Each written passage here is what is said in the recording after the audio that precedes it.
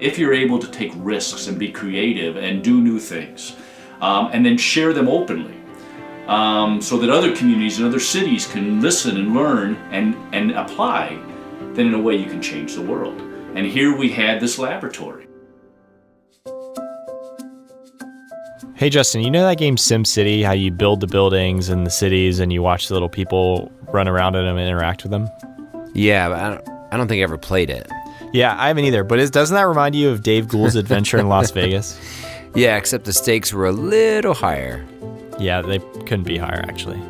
Hey guys, we're so excited to share this interview with you today, featuring one of our favorite human beings, Dave Gould. Check this out. All right, so here we are at Rule 29. This is our first, on location at Rule 29 podcast, Wills. Yeah, studio in the studio. So everyone, thank you for coming back to Design Of, a podcast about people and process. With us today are two friends of myself and Rule 29's, and soon to be Will's once he learns their names. There's Joe Hsieh. Joe, why don't you just give a quick intro of who you are? Well, I am connected to Rule 29 primarily initially through Bob Davidson, longtime friends, but have come to love everyone I've met here. I work at the University of Iowa, where I've been for the last almost 9 years as an academic advisor, and met David the first meeting that I went to the first week on the job. There was a big meeting and they did an icebreaker. Neither of us were excited about it, but we got paired together, and that was the start of kind of the magic of working with Dave and the things. So Icebreaker Fate brought you together. Icebreaker Fate. Yeah. You haven't heard that one before. Do you remember what the icebreaker was? Thankfully, no. I mean, I just remember the result because Dave and I became quick friends. So. It's one of the few successful icebreaker stories that are out there. So you could say that the icebreaker worked. It did. Yeah. David. I'm also at the University of Iowa. I've been there ever since grad school. Went there, I don't even know how many years ago, almost 30 years ago. And I'm now the Obermann Public Scholar for the university, which essentially is 1 foot in academia, 1 foot in the real world. And I teach. I'm on faculty. So again, I've been there for a long time, and I'm also a huge fan of Rule 29. So it's wonderful to be here. Like many of our guests on this show, the early chapters of Dave's life looked quite different from the later chapters. But we hope you see common themes throughout his story and how his passions and talents help shape the next season. I initially went to Iowa to get an MFA. My undergrad was in studio art and performance music. Hold on. You are an art major? Oh yeah, I didn't know this about you. Yeah, in fact, I had a gallery in Chicago that was representing my work. I was a working artist. What was your medium of choice? I was painting both acrylic, watercolor, and thought that it might be a nice idea to have an MFA that would allow me to be at a college and teach and continue to be able to push and change my work, which is something that I was planning on, again, being creative. I came to Iowa to get an MFA largely because my wife got a teaching job at Cole College, which is in Cedar Rapids, about 30 minutes away. We got it in the summer, showed up in Iowa City. I took some classes. Really as to be honest, just as I was bored. I hadn't gotten into the program yet. I wasn't going to start that until the fall. And what the outgrowth of that is life sometimes takes you in different directions. I started meeting some faculty members. I was working at a thing called Project Art at the university hospitals and clinics, where we were bringing art into the lives of the patients and their families, many of which were kind of terminal. And that's beautiful. Yeah, it was wonderful, and the right plug kind of came along from a faculty member and said, look, you can come into art. I know you want to get an MFA, but you can come in our graduate program. You can take art and you can bring it into the community, and we'll pay for your grad school. Well, that's pretty visionary. Yeah. And I thought, my goal was to find some way of marrying the things that I loved with kind of my day job. And so I thought, well, gosh, that bird in a hand, that's the direction I'll go, and that really is what kind of launched me. I gradually, moved through grad school, and my grad program was much more aligned with sociology, cultural studies. I had an opportunity as I was getting out to actually be an academic advisor on a series for public television, a television series, documentaries, and immediately once I got into that, it opened a whole world. It seemed to all kind of line up. I was able to see the artwork, the visuals. I was able to hear music as a character. I'd learned to write in grad school, and so I started making documentary films, which kind of came together. And I didn't know this about you either. This is as interesting to me as and they were all fast, wonderful stories. And I had a production company, did that for quite a few years while I was still teaching and still working on the academic work. And it's been kind of it's a weird thing. I several years ago I gave a commencement address at our university, and I tend to never look backwards. I really don't. I tend to always try and keep my focus ahead. But the weird thing is that when I took the moment and thought of myself when I was in the seats of those students and tried to think of myself as a 20-something again, and really looked at my life in that kind of perspective, on one frame, it's all over the place. It's if you thought, how in the world did this guy get from here to there? But on another frame, it makes perfect sense. And the things that I still cared about when I went in, a kid wanting to be a painter, in some ways is still exactly what I'm doing, just a different door and different window. That's very cool. So, again, were you married to your wife when you moved? Yep. Okay. So it wasn't just chasing a girl. It was No. We were about 2 or 3 years. We actually lived not too far from here. We lived in Carroll Stream when we were newly married, and and wanted to. We both had grown up here. My wife's from Batavia, literally about 10 miles from here, 15 miles from here. My hometown currently. Yeah, and I'm from Hoffman Estates, and so we met at Northern Illinois University, my undergrad, and we wanted to kind of explore but not be too far away from both of our families, and so that's so cool. 4-hour circle encompassed Iowa City. Here I am. I've known you for like a couple of years now, and everything you just told me was brand new for me. That's incredible. So here you are. You're at the University of Iowa, and you get your degree, right? And then how did you transition from being? Well, the true story is that I taught a little bit in my grad program, but my films were actually doing well. I did a couple films for HBO, and my work was actually selling, and I had a production company, and I had really pulled away from academia. I thought the film work would be what I would do and put my focus into, and I had a nephew that moved up to Iowa City really to be close to us. He was from the Illinois suburbs as well. It was a terrific thing. It was kind of this wonderful relationship where I spent 2 or 3 years, taking him to lunches and introducing him to people and listening to the life of a 20-something and just really having one of those kind of very special uncle-nephew relationships. And we had this running gag because I just stopped teaching the semester he came, and he had always wanted me to go back. And his line to me was, don't you want to shape young minds? And my comment back to him was, I'd hate to tell your folks after I flunk you, how would I face them? I think his GPA is really the thing he wanted shaped, but it was just wonderful thing. The Friday before final exam, spring semester 2008, Mike came over.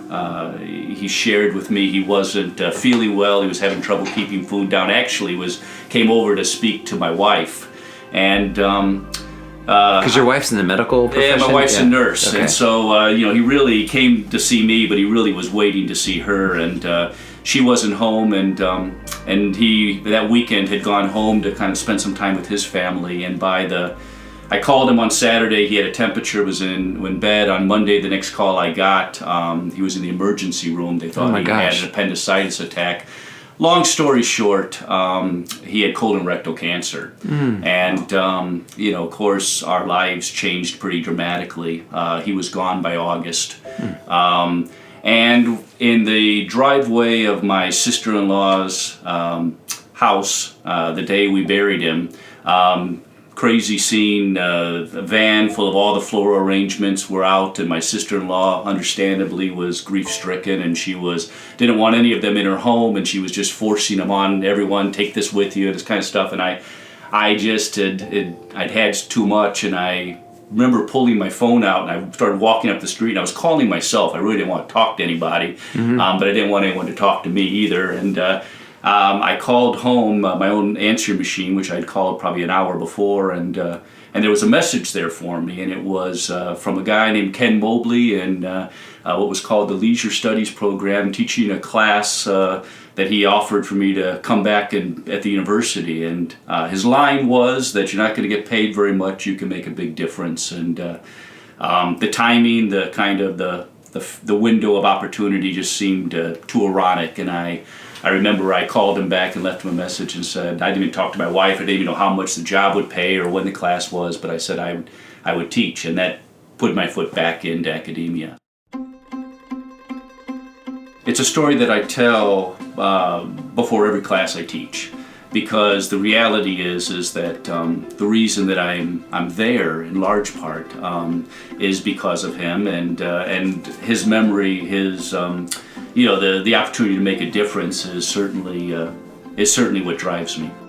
The University of Iowa at that time was dropping. We weren't in the bottom, but we were dropping towards the bottom in retention of our students.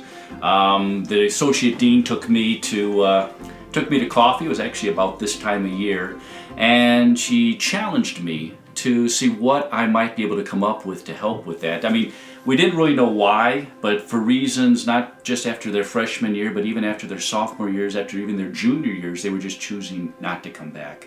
And when you looked at the students, obviously there were some that were vulnerable students, but the vast majority weren't. In fact, some of them were even our best and brightest. And it didn't mean that they weren't going to college someplace else. We have a lot of kids in Iowa from the northwest suburbs, so maybe they were staying in state, saving money. But to her credit, it troubled her that a student could be on our campus for 1, 2, even 3 years and so easily pull up roots. I thought about it a few days, and I anecdotally, from the students I'd seen, believed that we should be looking at higher education differently. That we were what I would call house-housing students, where we were taking kids that maybe their love was in art or music or literature, and what kind of major, what kind of life can you make out of that major? And so instead, because it was expensive and we had to be practical and we had to be efficient, they were sitting in business and computer science and pre-med. Nothing wrong with those if that's where your love is, but if your heart's someplace else, that's a lonely place to be. And even worse, I believe that there were young adults who hadn't even figured out what the heck they cared about, what the heck they wanted to do. They hadn't had the time to explore, and they were missing this wonderful opportunity where it makes sense to be an English major today and a philosophy major tomorrow and a computer scientist major in 2 weeks. I mean, nobody thinks that's an odd thing. And so I proposed a class called Life Design that really looked again at the university as a totally different type of a structure and an opportunity for them to explore and discover who they were, betting on the fact that if they were intrinsically motivated, that if they found something that kept them up at night, something that they really cared about and hung on to that and clung to it and trusted in that would lead them to where they needed to go better than throwing a dart at a moving job target. The class started in the fall of 2010. In a couple of semesters I had nearly 400 students. It grew quickly. And all kinds of wonderful people started passing through the classrooms. And I then noticed one missing piece in my thinking. Students were circling back into my office. They were sitting in the chairs they were sitting in before. They were telling me, "Gosh, Dave, this is wonderful. I mean, college has come alive to me. I have got mentors. I've got a major I love. I'm dancing for kids with cancer. I've started my own student organization." But they would then say, in a couple of weeks, 6 weeks, 10 weeks, whatever it is, I am graduating. What's the next playbook? Hand it to me. And the scary thing to me is they actually thought I had one. And I realized that I risked losing them. All this work, all this inspiration, all this desire to go out and make a difference in the world, that if we didn't plug them in, they would jump out on the other side with a heavy student debt. Their parents would say, get a job, which they should, and they would take whatever they could get. 50% of our students, by the way, that graduate get jobs that don't require a college degree. So they're selling real estate, they're working as a barista, they're managing a restaurant. Nothing wrong with those, noble jobs to be sure, but fast forward 2, 3, 4, 5 years, they got a house payment or an apartment they're paying on, a car payment. Heaven forbid they're married with kids. Next thing you know, that dream and ideal that they came out with is, it was for the young and naive. And so again, to kind of just really get back to the meat of the class, and that was, you encourage them to take the things that they're passionate about and what they were studying at school and then apply them to an idea? In many cases, I took them to find them. The class was really about discovery. What do you care to do? What do you want to do? Only, surprisingly, and this is research driven, only 20% of our undergraduates know what they're passionate about. The other 80% have to find it. And how do you find it? Well, it's a lot like dating. You go out with a lot of different girls, and until you find the one you can't live without. And so in large part, this through stories and reflective writings and things like that, I forced them to go out to discover, to hear stories, to take risks, to try things that they could never imagine themselves doing, just to see how do the clothes feel. More to your point, when I began to see that they'd found that, but then, now they're holding a cord, where do I plug this in when I graduate? I realized that college also could then be a good place for them to learn how this fits. And is that because the ideas they were having were jobs that didn't necessarily exist, or they were just hard to find? Oh, no. It isn't a matter of that they didn't exist. And I don't even know if it was hard to find, but the thing is that you can be passionate about something, but until you understand how it serves a larger world, even though you're maybe very proficient at it, I might be a really, really great painter, but until I figure out how other people can use this, how this contributes to your lives, it's a hobby, no matter how good I am. There has to be a way that it serves a larger world. And so really, they'd figured out step one, but how this contributes to something larger than themselves is step two. And I would argue that once you figure out how it contributes to something larger than yourself, the money comes. You figure out how the revenue stream, how you support yourself on it. You may not be rich, right, but you'll figure out how I take care of myself, how I pay bills, how I put food on the table. And so I believe that step one in college was this wonderful opportunity to figure out who you are, what fits well. But then step two would be, how does that then plug in and serve something bigger than yourself? And you can do that in a place where you've got mentors. You can do that in a place where you've got people to critique. You can do that where, again, failure, come on, it's the first time you tried it. Right. Failure's not devastating. Failure doesn't mean my family suffers. And so that's then when I knew I needed to make a second experiment, create a second class, which became the Reimagining Downtown, which is where you and I met. Awesome. Like most of us, Dave often employs a learn-as-you-go philosophy for how he gets from point A to point B. And more often than not, it works out for him. Well, a lot of times you figure out, I think what I do is I figure out what the need, I see maybe where the destination is, and then the truth is, you make it up as you go. Hold on, so you're saying you faked it until, I do that often. Yeah. I do that often. Faking it till you're making it. Yeah. I knew that what I wanted to do was to have students actually get their hands dirty, take what their education is providing them and actually go build something. And I knew I wanted to do it interdisciplinary, the way the real world is. And so I had met Tony Hsieh. He was actually, believe it or not, the second day of that life design class I talked about. He came through town. I had developed a relationship with him. So hold on, before we get too much farther, who is Tony Hsieh? Just in Tony case. Hsieh is the CEO of Zappos. And, he had in the summer of 2010 had written a book called Delivering Happiness. I was, at that time over the summer, my master plan was I was reading books with a group of students. I was having my students help me write questions. I was then, kind of my version of a podcast, I was interviewing the authors with questions directly written from 20-somethings after reading their material. So in other words, let's unpack it for how it really affects me. And then the idea is that you would then take my class in the fall and you'd read Daniel Pink, Seth Godin, whoever it would be, and then you'd be able to download this interview. While granted you weren't there yourself, these would be questions that would pertain to the frame of life that you're at. And Tony Hsieh had done Delivering Happiness. I thought it was a book that would be wonderful for my students to engage in. And so I asked him if he would do an interview with me. He said yes. And then as we got closer, he said, well, look at Dave, instead of us doing this on the phone or over Skype or something, I just realized that my book tour is, I'm driving, man, from Omaha to Chicago. I think I pass Iowa City. Why don't we just do this in person? And I looked at my calendar, and it was the second day of that new class, and I said, oh, that's awesome. Why don't we just do it in front of my students? And as I've told a lot of people, it was a really pivotal day for me as an academic, because I'll be honest, many of my colleagues, very lovingly so, told me that this idea was doomed for failure, that this class that was built with no carrots and sticks, you would come only because you were intrinsically motivated to. There was no grades that you were going to need to worry about, no tests or midterms that if I missed my notes, I'm going to flunk this thing. I mean, did they get credit for it? It was though? one semester hour, so Okay. nothing. It applied to no major requirements. It was just this one semester hour course.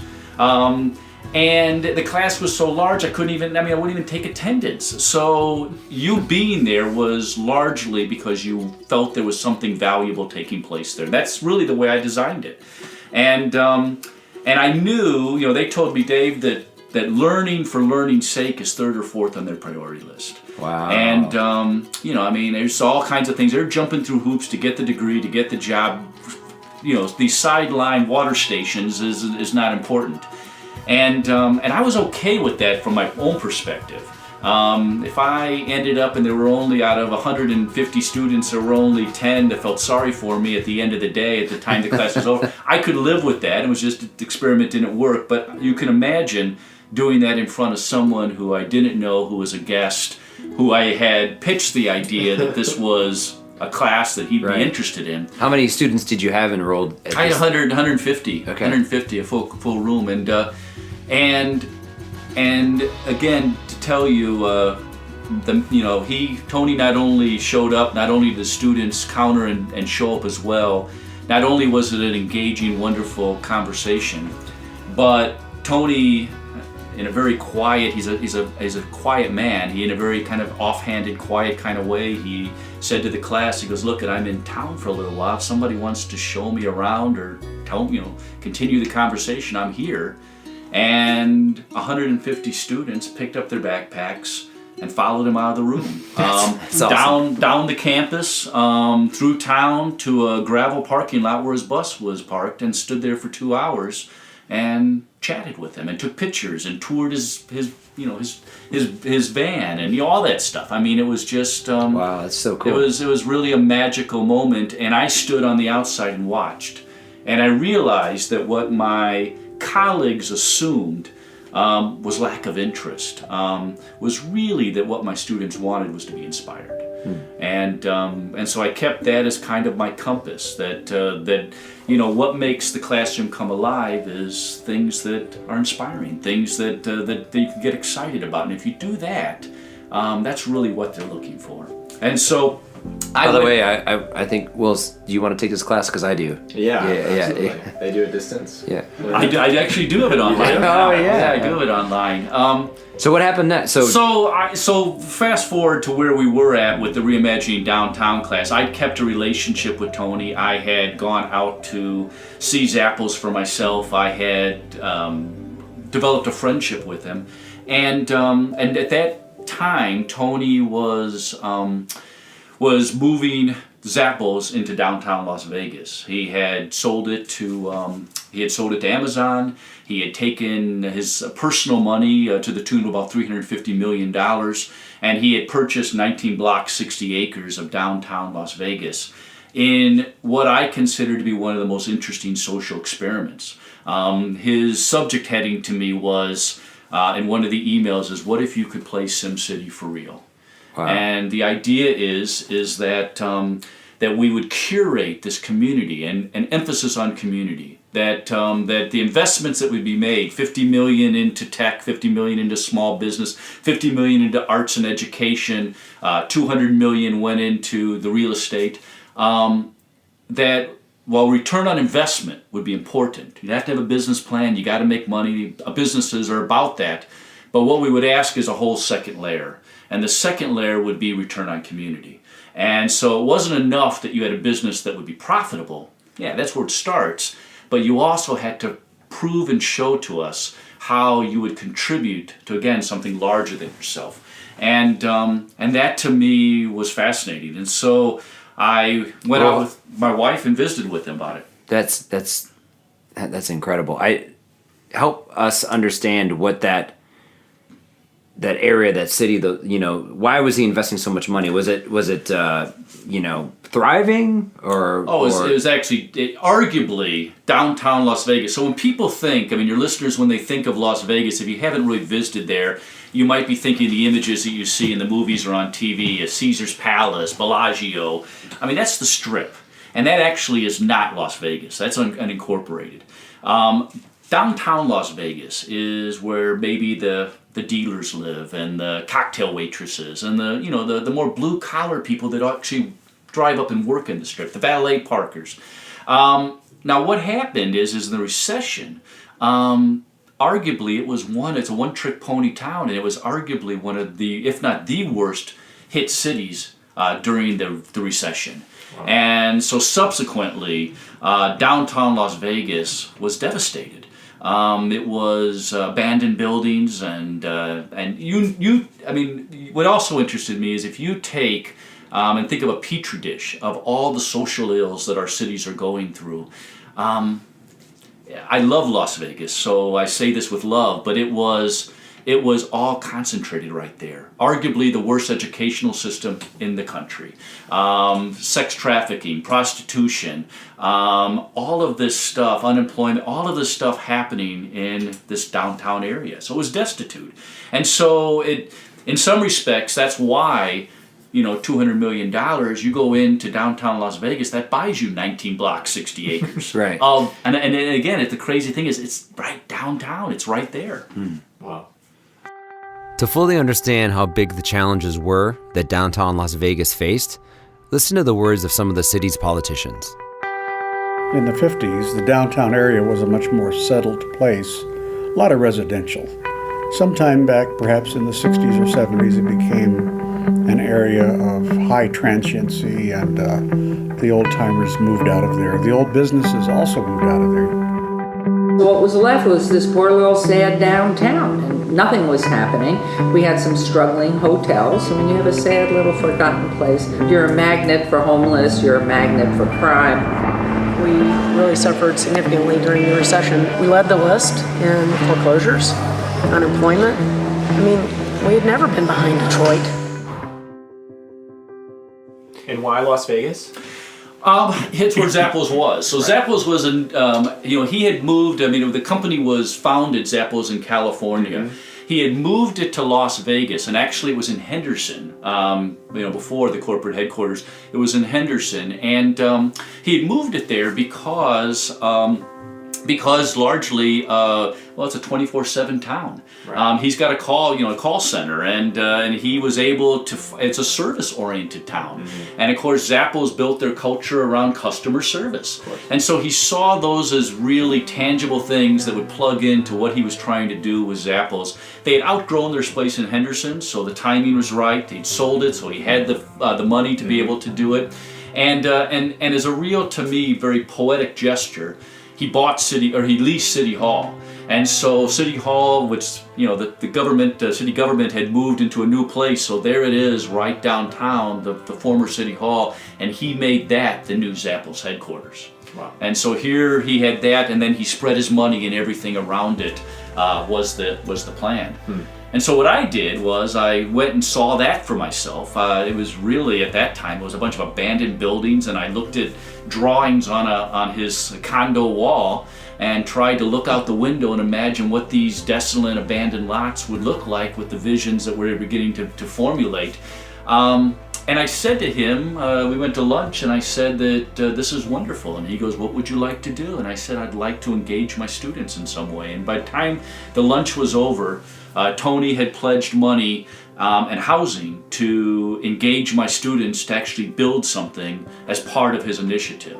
And so Joe was very much a part of this. We had a group of faculty that connected all through the colleges throughout the university, and we had a call of applications. We got hundreds of applications from students, and from a dance major to a finance major, we selected 14 students that spent the semester working as a team collectively, trying to figure out what they would like to contribute. We went down there over spring break to test our ideas, to speak with the community, to obviously solicit their input and make sure that what we're doing is something that really would add value. And then they spent the summer, after the semester, the class was long over. I mean, some of the students had graduated and they postponed finding jobs. Other students postponed obviously raising funds for their next academic year. But we spent the summer out there then actually building what the students had designed. I'd like to know what the administration of the university was thinking about all this happening, and two, what was the mayor and city council of Las Vegas saying about in the early stages of all this development? Well, I'll start with the university piece. The university, I worked for a wonderful associate dean when I was the associate director, one of the associate directors in the College of Arts and Sciences, and she would always use the term when I would come to her with these crazy ideas. She would say, "Well, we can try that experiment." It's a pilot, it's an experiment, and that would be the terminology she would use. And the life design class had been successful enough that I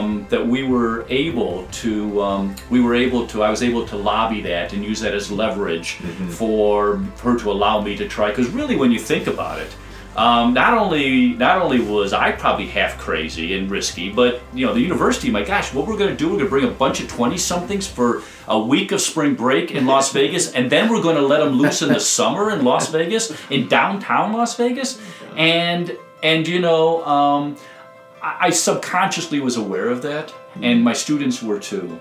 And what they realized was that this was a special opportunity, and what they realized is that the steps and the model that they set would make or break anyone who followed.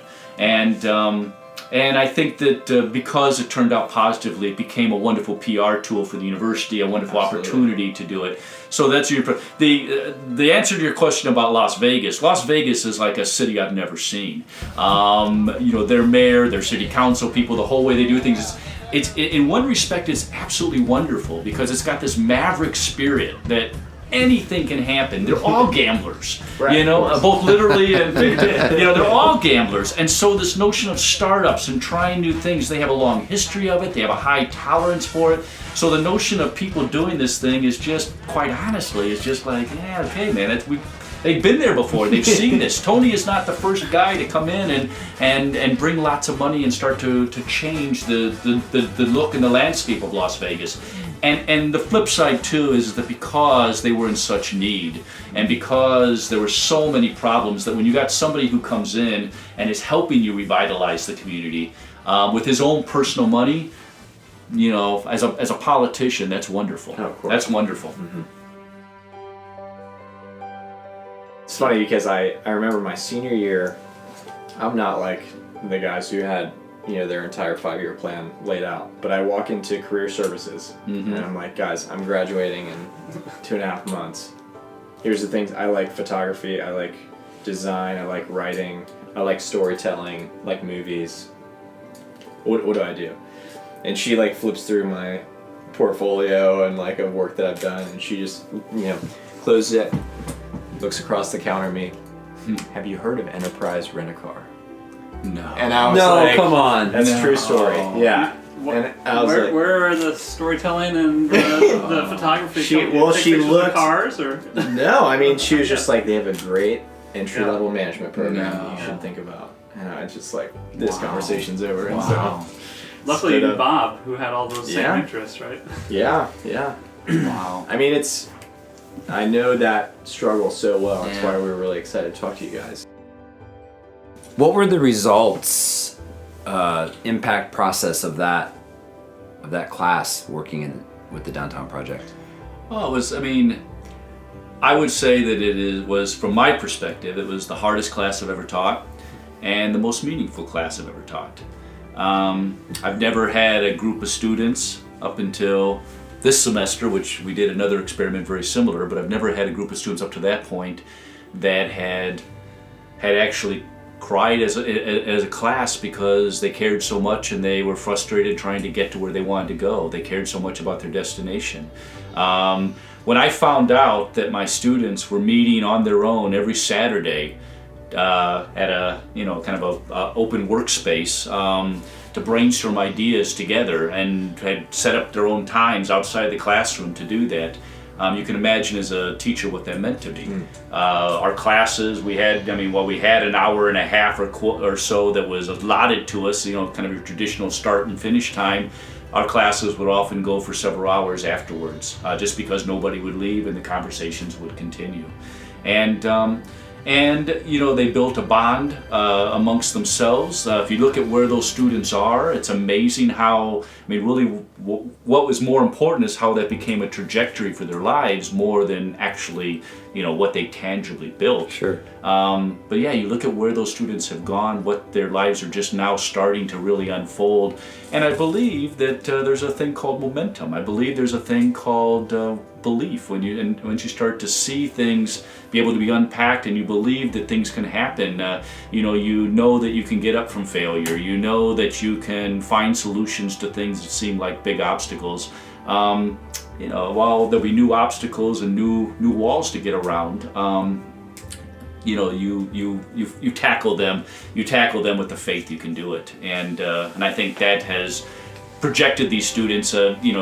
Actually, one that Joe brought in the direction of the class was a student named Hsieh, who I remember she came from a small Iowa farm town and was afraid to go to the University of Iowa. That was this huge, giant community city that would swallow her up. I also remember being on the airplane sitting next to her going to Las Vegas, and it was for spring break, and she to have our first trip down there to see it.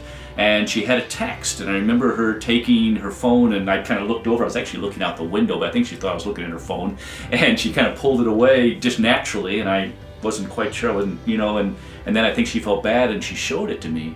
And what it was her aunt, who was basically saying, that instructor better bring you back alive. I can't believe you're going to Las Vegas. That was scared. Wow. And Was that her first? as her first trip, Plane trip, first road trip, certainly to a place like Las Vegas, and her family back in the small Iowa town was scared to death for her.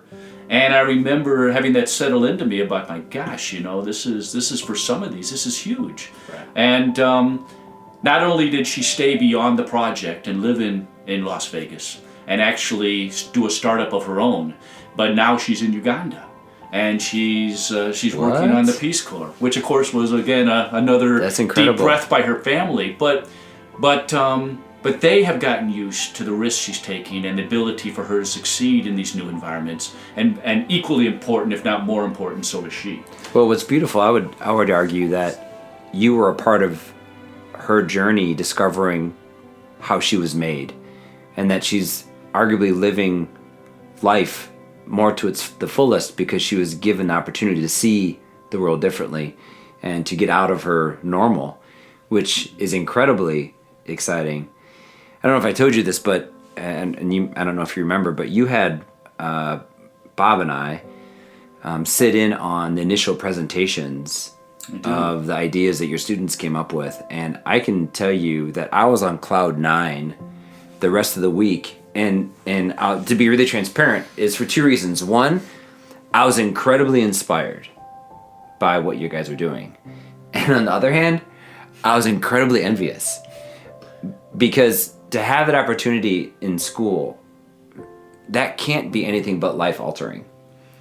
And so bravo to you to give them that opportunity, but also it inspired people that just touched the class, right? And did you have other people have that experience? We had lots of folks that this was obviously a very inspiring, what inspiring group of young adults, and what you find is that when you take young adults and you let them loose, I believe that most of my students, if not almost the vast majority, almost all of them, want to live meaningful lives. They want to do meaningful things with their lives. And the problem is they don't know how, they don't have resources, they don't have opportunities, they don't have experience. That's not the environment they've been in. Yeah, you know, I mean, and even your students, I mean, we had some of the best and brightest students in this group that were very good at doing school.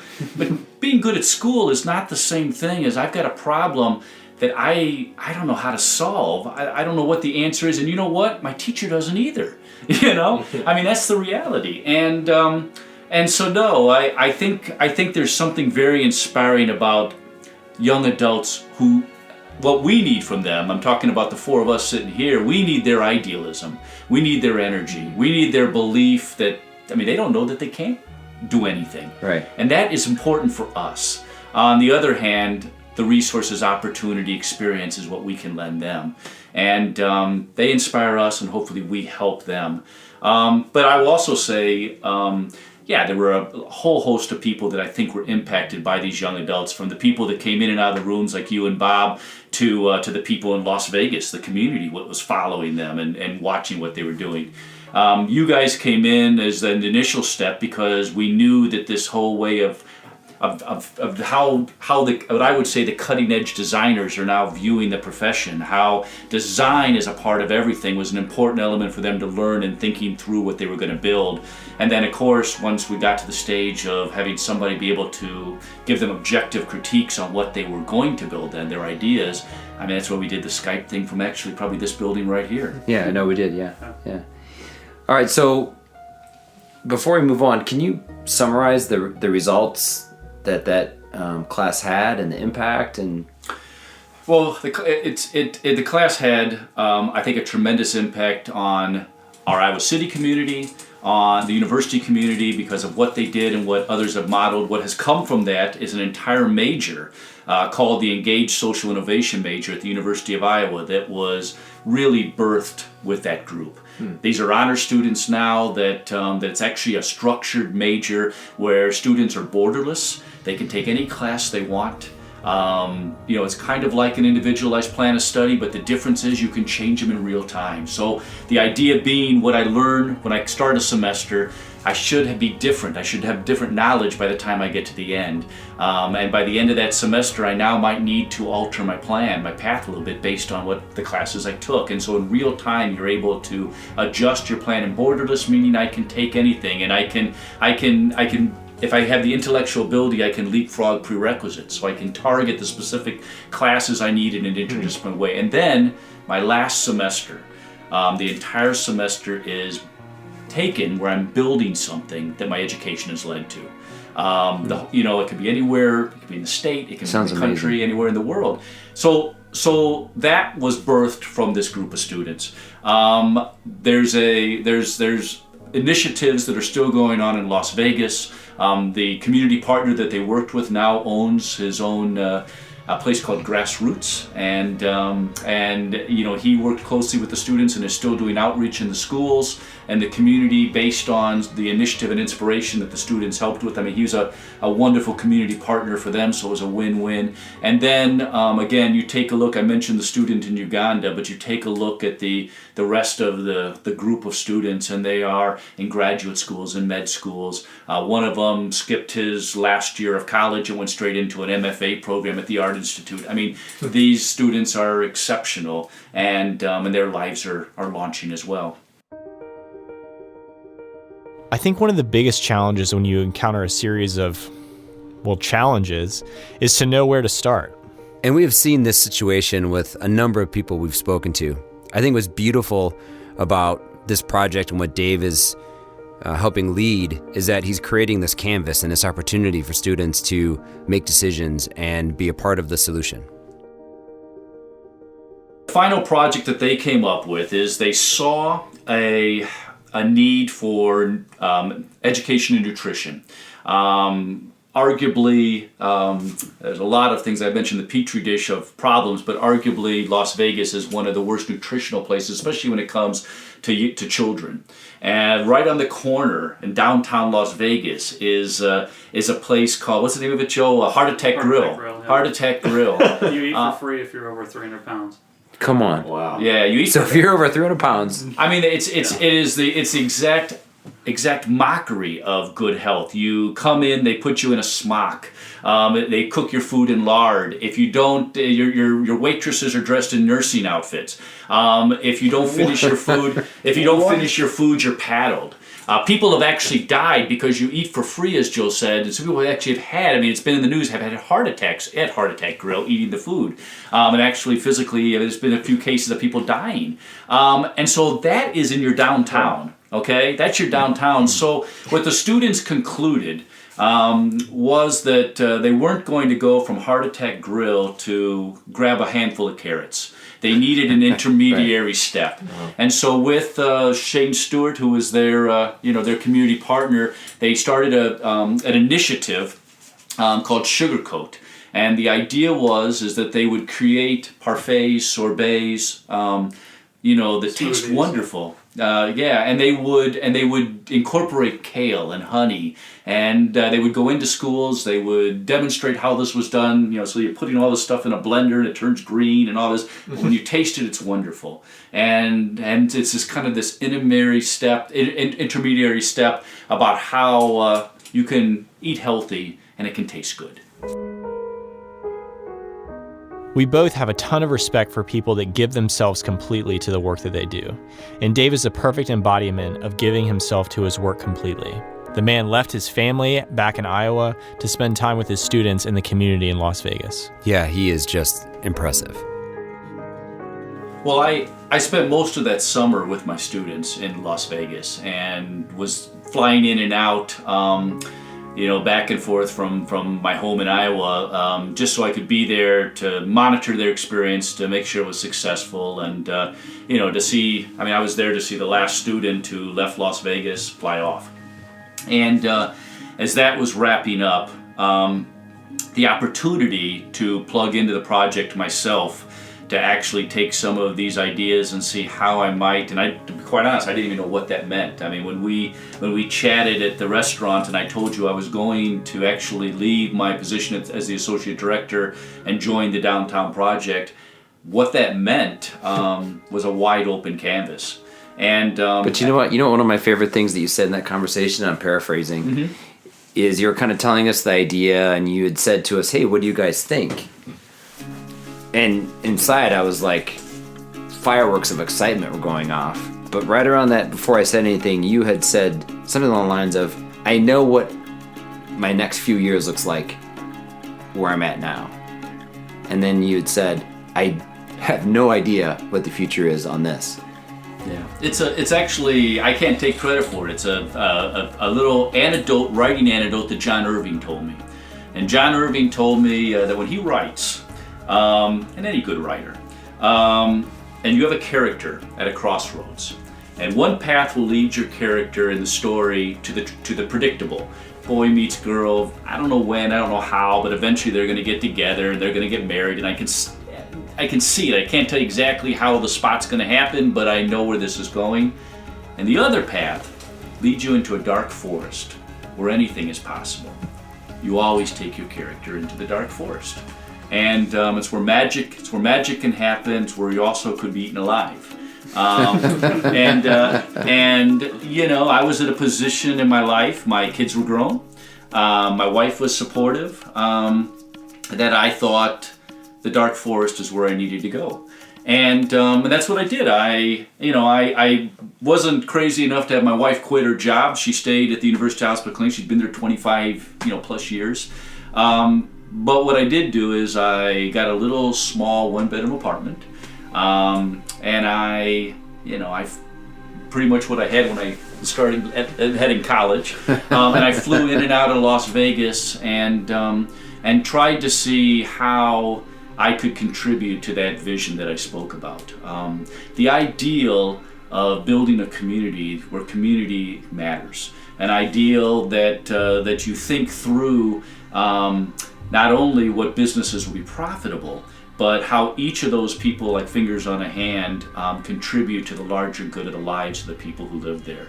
A long view, a long game, that if we take care of everyone, all ships rise. And then, of course, the notion that Tony had shared with me that I held tight was that if you're able to do that, if you're able to take risks and be creative and do new things, and then share them openly, so that other communities and other cities can listen and learn and apply, then in a way you can change the world. And here we had this laboratory where we could build and do anything and had some resources to do it. So your initiative, if your quote unquote job description, which I know is somewhat challenging to describe, was what for the downtown project? I mean, if I were to say what I focused on, I'll be honest. It was double-edged sword. Tony really said, "Come spend 3 months, and you tell me what you think you can do." And on one hand, that's a wonderful opportunity. It's kind of what everybody dreams about, right? My boss just says, "Tell me what you want to do for a job." But at the same time, much like my students, I realized when they had an open canvas, build whatever you want, that can also become very paralyzing as you begin to think, my gosh, I want to do it right. I want to pick the right thing. I ended up, after circling around with lots of things, I ended up coming right back home. I began to look and say to myself, how can the city become a classroom? How can you take scholars who spend their entire lives studying things that matter, but yet often no fault of their own, rarely get plugged in to really ways to apply them, ways that they affect and change lives? How can you take young adults, 30, 40,000 on our campus here at Iowa, how can you take those young adults and actually take them out of their classrooms at times, get their hands dirty and let them apply what they know. Let them test drive it here, let them do that. And then the cities become these wonderful places, not only for them to play, but also are ripe with problems that need that energy, need that idealism, need that knowledge. And ironically enough, 5 miles from downtown Las Vegas was UNLV's campus. And that you would absolutely not know it. You would never see a college student, you'd never see a faculty member, you'd never see anything. So one of my initiatives was how could I start to make that work? And I hosted a faculty institute where I brought an interdisciplinary group of faculty from UNLV and from the University of Iowa, and we brought them in there to actually play together and learn together and see how their various disciplines could look at the problems that are going on in the community and take their students, take their curriculums, take their teaching, and actually, in real world ways, take what I learned in the classroom and then go apply it. And we began to explore that. I worked with the MBAs across America, 2 groups of them. I worked with a group of Harvard students, MBA students from Harvard that came out, and we began to work with the community and look at initiatives and think at how could we do social good and be sustainable at the same time. And so that began to be where I plugged in and started to try to apply myself. We also opened a community center of sorts. called The Window that was right downtown on the corner. And by day, that would be a kind of a co-working space. But it was something that we opened and gave freely to any nonprofit. So it became this kind of community center. So public theaters were launched, and we had forums on homelessness, and the whole community would come together and had a place where they could explore and discuss what I believed were important ideas and build again that sense of community. Every student who walks onto a college campus has approximately 2 million minutes. 2 million minutes until graduation, 2 million minutes to build one's intellectual and emotional bases, 2 million minutes to prepare for family, community, service, and career, 2 million minutes to get ready for a good launch. I remember our first trip to see you down there. I think it might have been in your 90-day, I'm trying to figure out next steps. Is that right? Do you remember that? Yeah, I had you out visited twice. One was you and Bob, and I think you might have come out on your own a second time. Yeah, it was me, Bob, and Joe. Yeah, and then I think you were out in the spring as well, because we saw the Life Cube together. Yeah, so. yeah. When I think, and the reason I bring that up is because I remember, and I was trying to explain this to Wills earlier. The downtown project is really, in a lot of ways, I think, impossible to explain. In the sense of how you feel when you were there, because when you're there, here you are walking in these different city blocks that you can tell weren't as in good a shape as they were then. You could see some wear and tear, but you could also see things changing. And you can feel this energy, and you'd walk into almost any building that had been worked on for the downtown project, and you just saw people thinking, ideating, sharing ideas. I can't remember the name of the place that we went to, but it was an old casino that they'd kind of turned into a meeting place. Yeah, the Gold Spike. The Gold Spike. And Gold Spike, and 7-Eleven into a theater, and Container Park built out of shipping containers, and on and on and on. It was an inspiring place, and the reason is because anything was possible. The idea is that there were no rules, and the theory was that failure was part of the portfolio. So if you weren't failing a certain percentage, then you probably weren't trying anything new. And the steps and the ideals that they were trying to do were bold steps. Building a transportation, building a new healthcare model, on and on and on. And so in one respect, it was a tremendous experience for me across the board. But what I learned, and I say this with a lot of love and compassion, because these are people I care deeply about, and people who wanted, I believe, to have a terrific result. But it's community building is complicated, and you can have the vision right, but you can have the execution and commitment wrong. And over time, the notion of bringing in expertises, the people who had studied things instead of starting from square one, the issues of money management and those types of things were, in many respects, began to take the air out of the larger dream. And that to me was taken with deep sadness, to be honest. Yeah, so what is the status of the downtown project now? Well, I'm actually making my first return trip this February. So since I've left, I've stayed close touch. The downtown project is still there. So hold on, it's February. You're talking about February 2016. So yeah. When did you leave? I left a little over a year ago. Okay. I was back October a year ago, and so when I left, I felt, my wife would hate to hear this, but I felt that I failed. I felt that what I had gone there, and I defined that because what I had gone there to accomplish, what I'd hoped to achieve, the sense of building those models that others could use, were unsuccessful. Now, whether the businesses actually become successful or not, and time will tell, but many of those unique initiatives, the things that separated it, the magic, if you will, were not inevitably sustainable and were abandoned. for financial reasons, and that made me very, very sad because, again, going back to your expertise of design, the time you put with a pencil and a paper to begin to think through how things will go and what it will look like, where we're going to build it, how much funding will come in through this that will allow us to do that. That's a very thoughtful process, and unfortunately,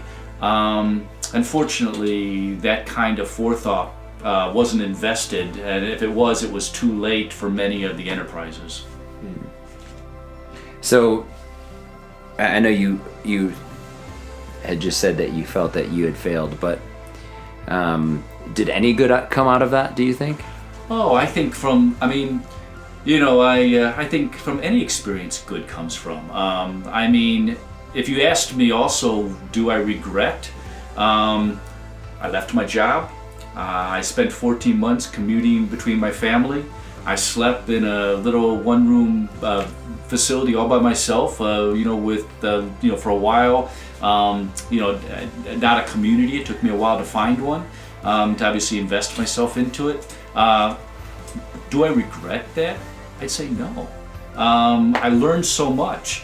And in fact, I would almost, at least I hope, and at least I tell myself this, that sometimes the lessons you learn from things not always going according to plan are the lessons that are most valuable. I understand on a much deeper level human nature. I understand because I'll tell you, somebody says I've got $350 million and I'm giving $50 million to this and $50 million to that and $50 million, and you can't even imagine the people that come out of the woodwork with ideas that you have to do. And most of my colleagues took themselves off of social media and out of touch because there was just so much of an influx of people trying to tap into that and trying to get a hold of that. So human nature and what it really means to care and to be a part of a community. To me, I began to define community. We tend to define it often as proximity. But I began to define it as what is your commitment to others. I started initiatives there. I started a thing called the Circle of Dreams because I began to push even farther to the point of people giving to others and trusting that it would return to them as opposed to what's in it for me. And so our Circle of Dreams was a group of Las Vegas artists that would commit themselves to each other and would put their dreams in a circle and then trust that their dream would be taken care of because I've got 10 other people that are going to worry about that. My focus is on the other 9 dreams. And I began to spend a lot of thought on that. I also began to see the value of leadership, the value of communication on levels that I hadn't seen before, the importance of expertise, the importance of planning and time and design, the importance of being willing to take the car all the way. I used to say, and I probably said to you and Bob that Tony was a guy that you didn't necessarily want to play chicken with because he didn't care about losing the money, and I give Tony all the credit because it was his money. It was $350 million real dollars that he put in, but there came a point where he had to ease off the accelerator, and he had to say, I can't continue this. These aren't working, and I don't fault him for that. It's so unfortunate because in the after effect of that, there were a lot of young people, a lot of people who believed that had come that I felt were their lives were hurt and had to readjust as a account of that. Mm-hmm. So here we are now. What's Dave doing now? Well, I came back to the university. I spent the spring semester of last year, so last spring, really just saying yes to things. I was asked to to speak in Tokyo for educators and administrators from Southeast Asia. I did TEDx talks and things like that. So I began to take time to write and put some of the ideas and thoughts into words that were a little more poetic and a little more thoughtful, and try and share them with others. I came back teaching. I taught an engaged social innovation class this fall that again brought students and started building things in communities. I looked at my life design and thought, how could I continue to push that forward? And so what I did for the first time is I asked the provost for 30 to 40 seats for free to invite our senior citizens in. And so my class now ranged from 18 to 90 years old. And I engaged in intergenerational experience so that my students would not only have the benefit of hearing whatever material I have put together, whatever speakers might cross the stage, but began to be engaged with people who've got 60, 70 years of life ahead of them, to be able to give their perspective, their experience, their knowledge and wisdom to these underclassmen. And then I'll be continuing to push forward. It's always, to me, what can we build, what can be new, what can be different.